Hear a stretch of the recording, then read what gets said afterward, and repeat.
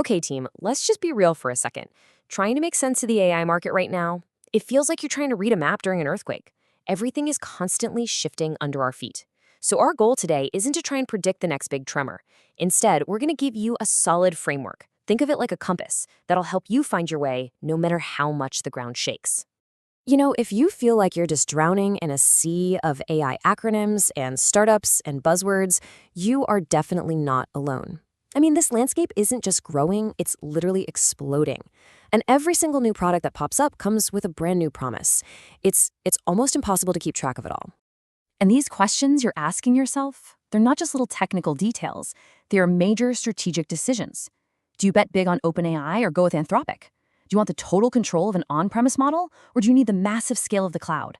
Every single one of these choices has huge implications for your budget, your data security, and your flexibility down the road.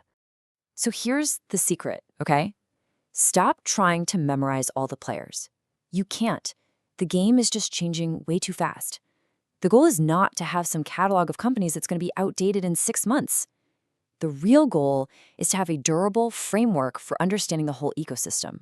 A mental map, if you will, that's still going to be useful years from now. And that's exactly what we're going to build today. So here it is. Here's our map. We can take this entire chaotic, messy ecosystem and we can boil it down into just 4 fundamental categories. Once you understand these 4 buckets, you'll be able to instantly categorize pretty much any new AI company or tool that you come across. And here they are. It's pretty simple. First, you've got the commercial platforms. The big, polished players like OpenAI. Second, there's the whole open source world. That's the build-it-yourself path. Third, you have the cloud infrastructure. This is kind of like the engine room that powers everything. And finally, number 4, the domain-specific tools. These are the specialized apps designed to solve one problem and solve it perfectly. All right, first up, let's meet the giants, the commercial platforms. These are the companies pouring billions, literally billions of dollars into building the absolute most powerful models on the planet. They offer you mind-blowing capability right out of the box, but as always, that power and convenience comes with a price. So the really crucial thing here is to understand their different strategies. OpenAI, they're all about raw power and a massive ecosystem of integrations. Anthropic is right there with them on capability, but they're selling themselves as the safer, more aligned choice. Google is all about that deep integration with its cloud services. And Microsoft? Well, their genius move is weaving AI into the products you already use every day, like Office with Copilot. But here's the bottom line. With every single one of them, you're trading some control for that convenience, and you're kind of locking yourself into their world. Now, let's switch gears and look at a completely different philosophy, the open source world. If the commercial platforms are all about renting power, open source is all about owning it. And this right here, this is the core promise of open source. You own the model. You run it on your own servers. You have complete control. For any organization that's really worried about data privacy or needs to deeply customize a model for a specific task, this isn't just a nice little advantage, it's an absolute game changer. Your data never has to leave your site. But, and this is a big but, that absolute control comes with absolute responsibility. Yes, you can customize everything, and yeah, you can potentially save a lot of money at scale. But you are now the IT department. You are the support team. There is no 800 number to call when things go wrong, and you're often working with models that are maybe a step or two behind what the commercial giants are offering. So if you want to explore this world, these are the names you gotta know. Meta's Llama is probably the most popular starting point right now, and it has a huge supportive community. Mistral is famous for creating these incredibly efficient models that just punch way above their weight class. And then there's Hugging Face. Think of it like the grand central station for open source AI. It's this massive library where you can find a pre-built model for almost any task you can imagine. All right, let's move on to our last 2 categories. I like to call these the enablers. We're talking about the cloud providers and the specialized tools. Now, they aren't always the ones building the core AI models from scratch, but they are absolutely essential for making them useful out in the real world. Just think about the sheer, raw computing power you need to run these massive models. This is not something you can do with a server tucked away in a closet. It takes entire data centers, and most companies just can't afford to build that. That's exactly where the cloud providers come in. They basically rent out that superpower, which makes AI accessible to everyone, not just a few tech giants. And the big 3 cloud players, they each have their own unique angle on this. AWS is the biggest, no question, offering just immense scale and this huge menu of services. Azure's killer feature is its exclusive partnership with OpenAI, which gives enterprises a secure, private way to use GPT models.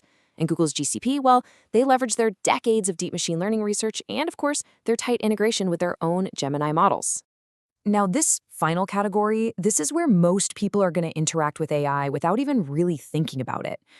Think of an AI writing assistant or maybe a design tool that perfectly removes the background from a photo. Here, the AI isn't the product itself.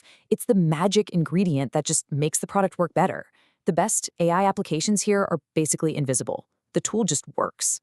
So the next time you see a tool advertised as AI-powered, here's how you cut through the hype. Just ask yourself a few simple questions. First, does this AI feature genuinely make the tool better, or is AI just a marketing buzzword? Do you know whose engine they're using under the hood? Where exactly is your data going? And maybe most critically, is this a real company with a sustainable business, or is it just a cool feature that could vanish next year? Okay, so you have the map. You understand the 4 main territories of the AI world. Now, for the most important part. How do you actually use this knowledge to build a smart, effective AI strategy for yourself or your company? If you only remember one thing from our entire conversation today, please let it be this. Do not put all your eggs in one basket. The leader in the AI space today might be a follower tomorrow. The absolute smartest move you can make right now is to maintain your flexibility. Think of it like an insurance policy. By knowing how to use multiple platforms, you are ensuring yourself against getting left behind when the market inevitably shifts again. And look, staying current doesn't have to be a full-time job. Seriously, find a couple of good newsletters or publications you trust. Join an online community where people in your field are actually discussing how they use these tools. Set a calendar reminder to just check out what's new every 6 months or so. And most importantly, just focus on what's relevant to your actual work. You don't need to know everything about everything. So in the end, the key takeaway is actually pretty simple.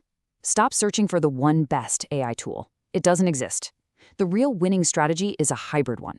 Using a commercial giant for the heavy lifting, maybe an open source model for sensitive data tasks, and a specialized tool to make your daily work a little easier. The goal isn't to find the single best tool.